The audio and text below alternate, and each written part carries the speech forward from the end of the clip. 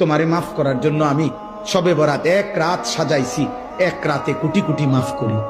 তোমারে মাফ করার জন্য আমি শবে কদর এক রাতে আমি আল্লাহ তাআলা 1000 মাসের রাত্রির চাইতে বেশি মাফ করে থাকি।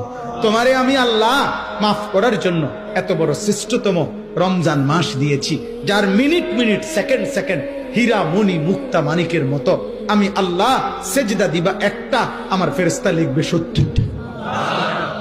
আমি আল্লাহ রহমত দিয়া সাজাইছি, মাগফিরাত দিয়া সাজাইছি, জাহান্নাম থেকে নাজাত দিয়া সাজাইছি। আমি আল্লাহ বৃহস্পতিবার দিবাগত রাতে গুনাহ মাফ করে থাকি।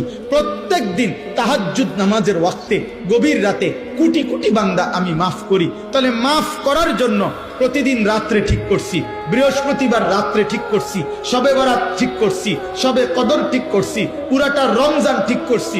এছাড়াও বান্দা 90 বছরের গুনাহ নিয়েও যদি কেউ আসে, আমি আমার বন্ধুকে বলছি, বন্ধু যদি সে সত্যিকার তওবা করে আমি একসাথে মাফ করে দেব।